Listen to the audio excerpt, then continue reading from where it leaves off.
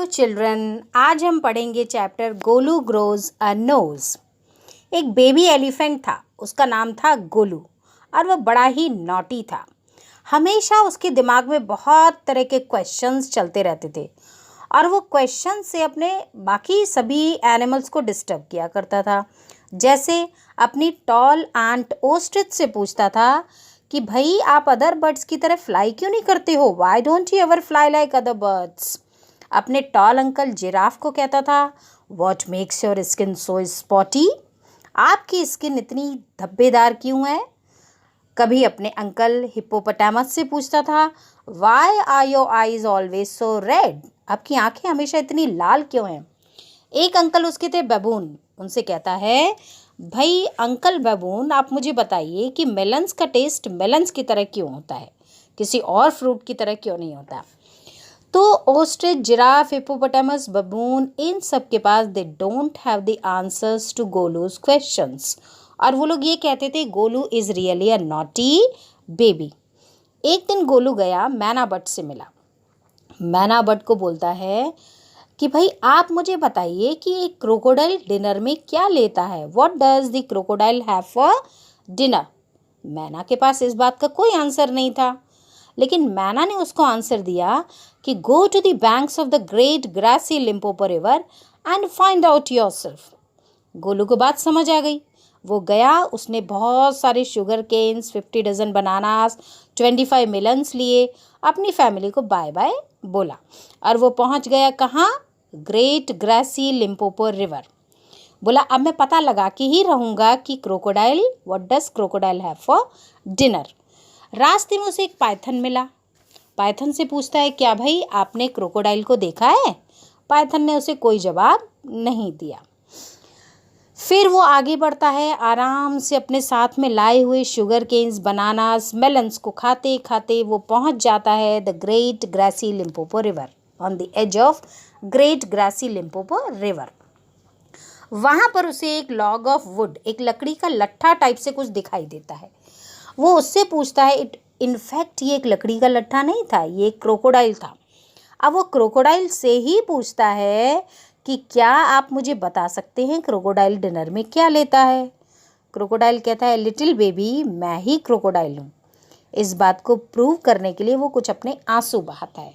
एक कहावत, एक मुहावरा फेमस है ना, घड़ियाली आंसू बहाना। तो वो इस बात को सिद्ध करने के लिए आंसू बहाता है और कहता है, मेरे पास नज़दीक आओ, मैं तुम्हें कान में बताऊंगा कि मैं डिनर में क्या लेता हूँ। गोलू अपने ईयर को उसके पास लेके जाता है और वो ट्रिकीली क्या कहता है कि आज तो डिनर में एक बेबी एलिफेंट ही मेरा डिनर होगा और कस के इसके स्नाउट को पकड़ लेता है। जो गोलू की नोज थी पहले बहुत छोटी सी थी, एक बूट लाइक थी। अब वो उसकी नोज को जो है पकड़ लेता है और उसको खींचने लगता है। ठीक है, इतने में जो उसे रास्ते में पाइथन मिला था वो आता है और उसकी बैक पे अपने को कॉइल कर लेता है। जैसे हम लोग रस्सा कशी का खेल खेलते हैं, एक दूसरे की कमर में हाथ डाल के और इधर से भी खींचते हैं और दूसरी वाली टीम भी खींचती है। तो पाइथन ने कहा कि आप पूरी फोर्स के साथ अपने पैरों को मिट्टी में गड़ाइए और पूरी दम लगा के अपनी तरफ खींचिए। गोलू अपने को अपनी साइड खींच रहा था, क्रोकोडाइल उसको उस साइड खींच रहा था। तो उसकी जो छोटी सी बल्जी नोज थी वो स्ट्रेच स्ट्रेच स्ट्रेच होती गई। इससे गोलू को बहुत पेन हुआ।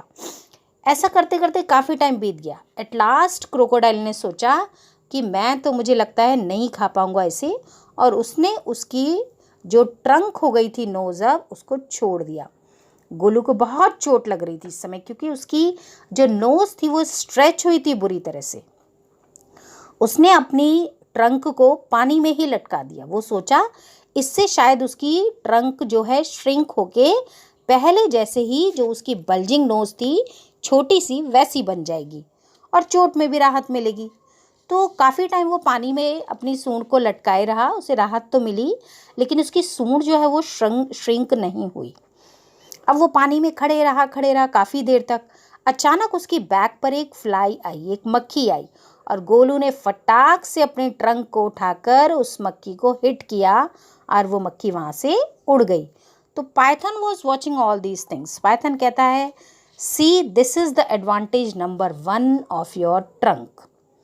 थोड़ी देर बाद गोलू ग्रास का बंडल प्लक करता है और उसको अपने मुंह में डस्ट करके अपने मुंह में स्टफ़ कर देता है, ठूस देता है। तो ये जो पहले वो अपनी छोटी सी नोज़ से ये सब नहीं कर पाता था, तो पाइथन कहता है देखो advantage number 2।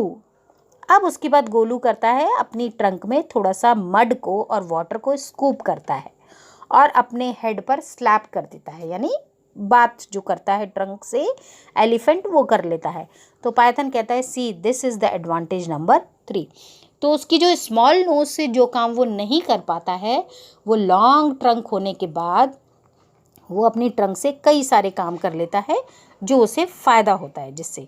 At last Golu बड़ा खुश हुआ, ग्रेटफुल रहा पाइथन का उससे, क्योंकि पाइथन की वजह से उसने ये बात जो है अपने को सेव कर पाया था वो। तो उसने उसको थैंकफुल कहा, उसके लिए थैंकफुल रहा, वो थैंक्स बोला और वो बोला ठीक है I will remember all this, मैं तुम्हारी ये सारी हेल्प को हमेशा याद रखूँगा और मैं अपनी फैमिली के पास अब जाता हूँ। पाइथन को वो बाय बोला और चला गया।